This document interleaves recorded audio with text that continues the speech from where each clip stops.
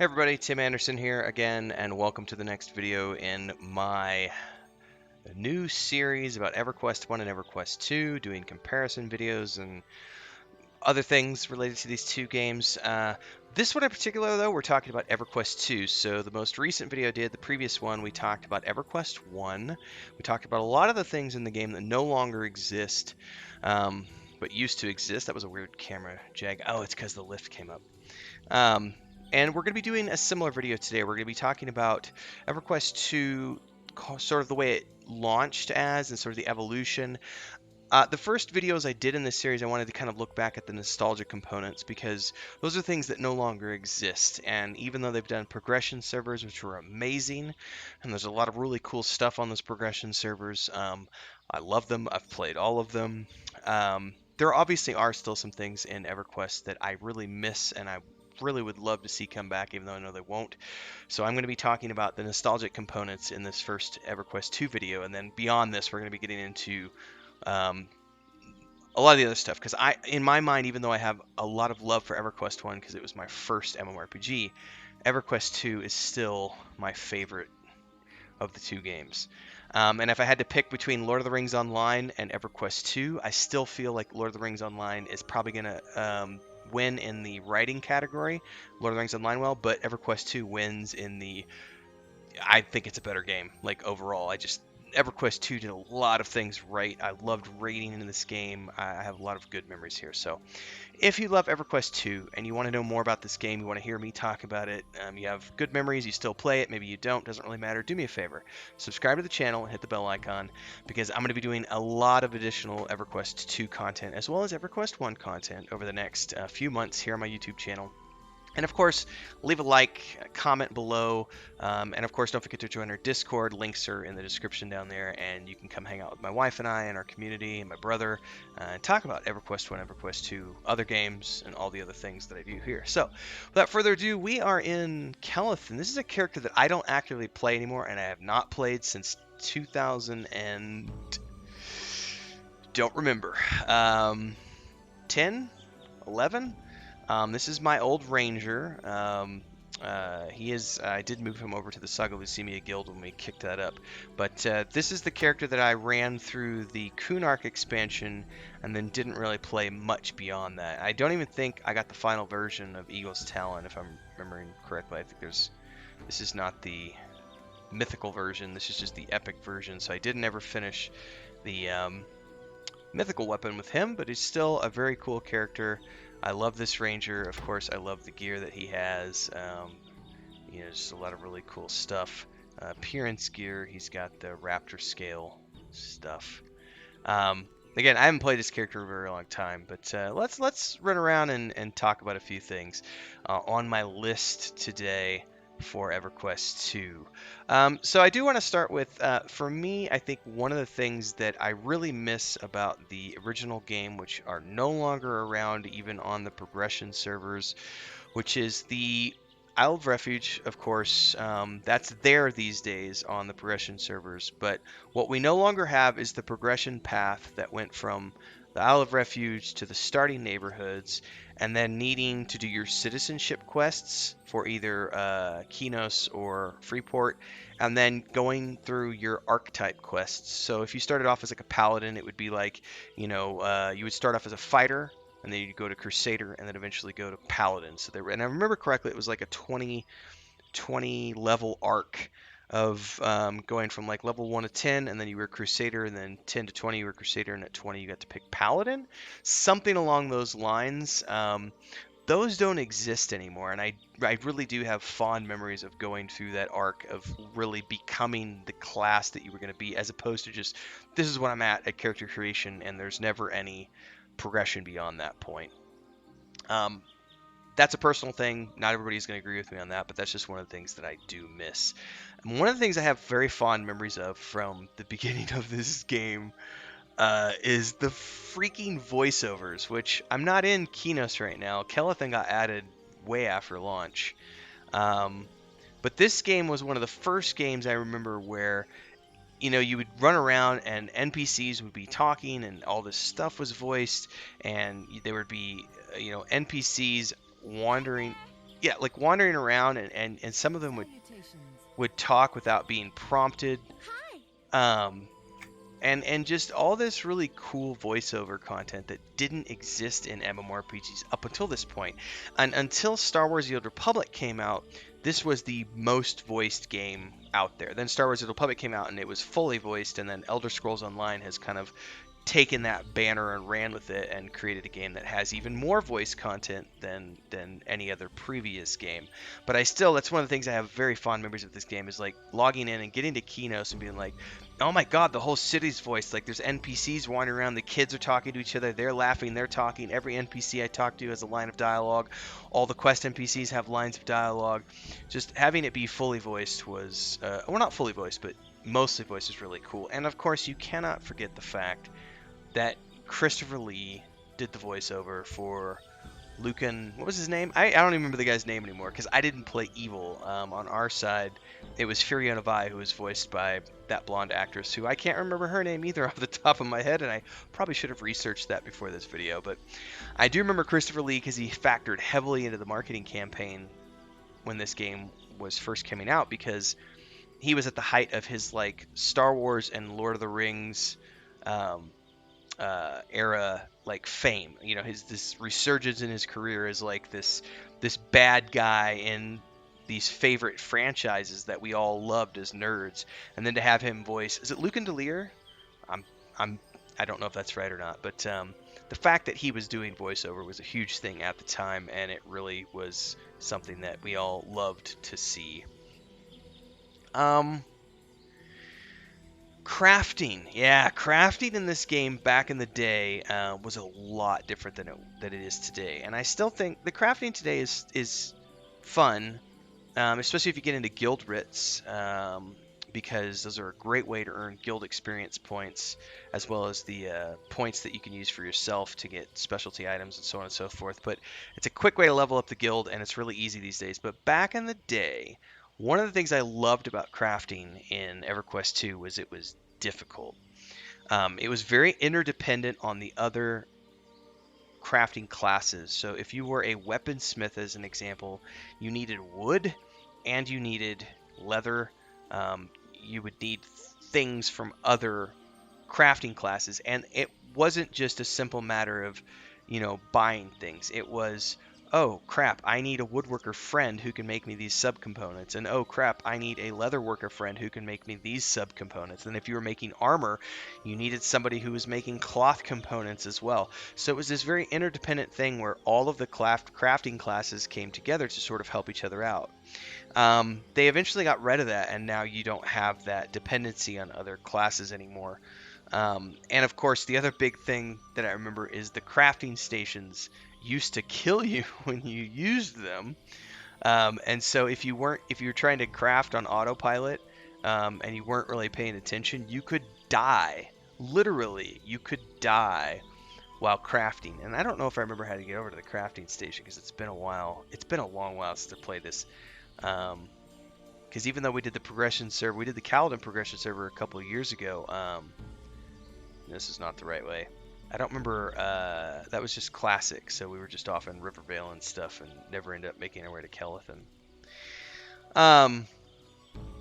So yeah, the crafting used to be really cool, and I did die a few times to the crafting stations, because if you missed a counter to the I forget what they're called now.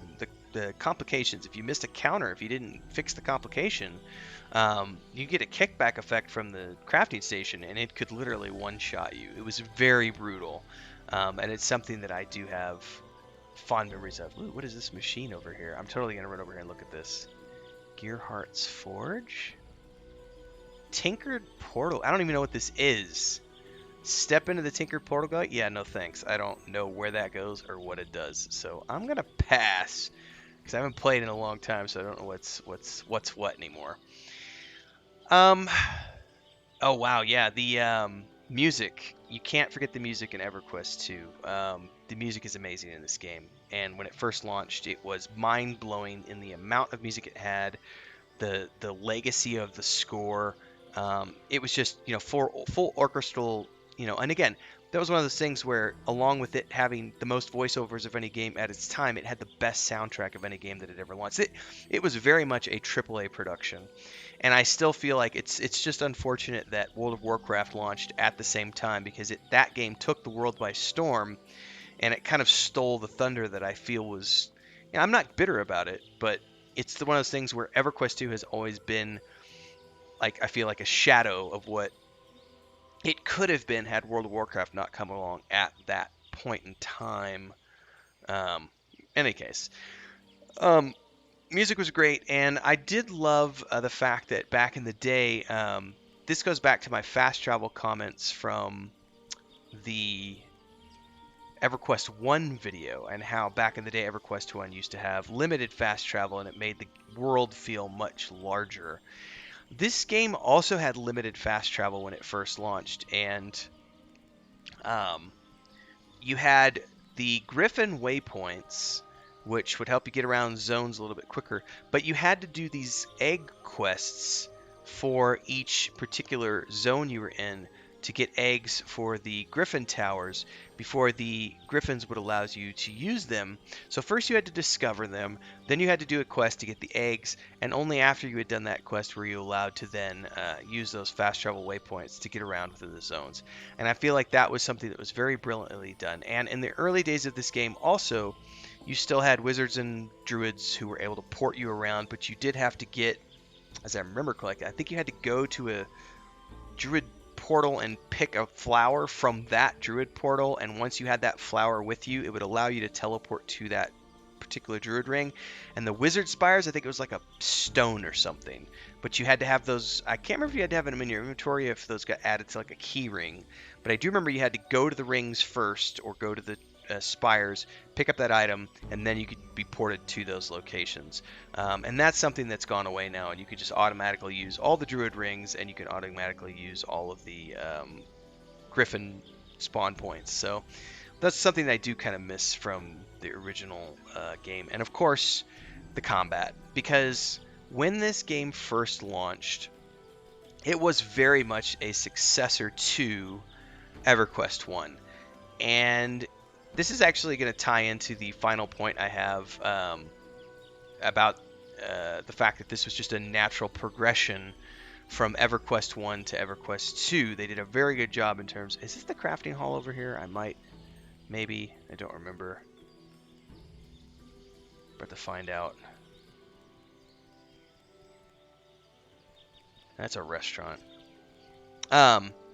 When this game first launched, it was a very natural progression, and the combat was very difficult. Yep, this is the crafting area. Woo, crafting stations for the win. Oh yeah. The combat was such that there wasn't a lot of solo content. There was some solo content. It was very much like EverQuest 1 in the sense that close to town, there was soloable content, but the further away from town you got, the mobs got more difficult, and you needed a group. I remember like the scarecrows in the fields outside of Kinos. Those were 3 arrow up, like really hard full group mobs, and that was, not so far outside of Kinos, and then everything beyond that was group-based. It was all group-based. And then once World of Warcraft came out and just suddenly had this massive success and pulled in millions of players, which was way more than EverQuest 2 had, when they did the Desert of Flames expansion, which was that first expansion pack, they revamped the entire combat system with that expansion. And I was one of those people who was very disappointed in the combat change.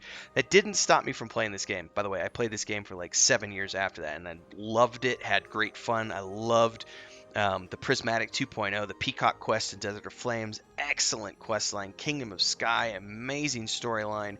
The Kunark expansion, getting mythical weapons, is still to this day some of the best raid content I've ever done in any MMORPG. I love EverQuest 2, and I had a lot of fun despite that. But I do have fond memories of the way combat was in the original base game, where everything was much more group-oriented and much more challenge-oriented. But then they looked at what World of Warcraft did, and they went back to the drawing board and said, well, we think we should maybe make it to be more like World of Warcraft, because we need to try to capture some of that audience, because we don't want to, you know, lose out and not be a game that's competitive with them.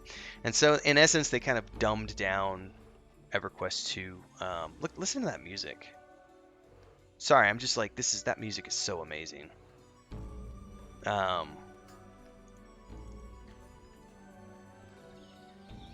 back out here. I probably have a house in one of these towns. I don't know if I have a house in this place or not. And that's where I feel like, even though, despite the combat changes, this is one of those areas where I always say that I feel like EverQuest 2 did a very good job of transitioning from EverQuest 1, and it does have slightly different lore. I mean, you can kind of consider it, I mean, it's a different timeline. I always looked at it as like as a different kind of like dimension. It's EverQuest and the same world and the same lore and everything else, but it's kind of happening in a simultaneous dimension. So it is the same game and same world, but it's not the same game in the same world. And you could very much play both of these games and have different experiences with both of the gameplay, obviously, but also the lore and the world and the settings. And this game is much heavier on storyline and quests. By the way, I'm going to talk about this in another video, because it's going to be all about I think the flawless system that they designed with signature and heritage quests, which in terms of storyline are just amazing, the way those quest lines play out. But that's something I want to briefly mention here, is that's how I feel that this game is like, it's like EverQuest turned up to 11, is because it took all of the cool things from EverQuest 1 and gave it better graphics, and then turned it up to 11 and said, we're going to take all that storyline, all that lore, and we're just going to make it better. That's why I love EverQuest 2, and that's a quick look back at some of the nostalgic components of EverQuest 2 that no longer exist in the game, that I do miss. I still love this game. I think it's a great game, but there are things that I obviously do look back fondly upon and say, man, that was really cool. It would be great to experience that again. We won't, but we can wish and we can dream. So thanks for following along. If you did like this video, do me a favor, hit that like button, leave a comment below, and of course subscribe to the channel and hit the bell icon so that you can get more content like this delivered straight to you, get notifications when the new videos are out. Join our Discord, links are down there in the description, and I want to thank everybody for taking time out of your day to watch this video, and I look forward to seeing you next time. Stay safe, stay healthy, and have fun gaming, everybody.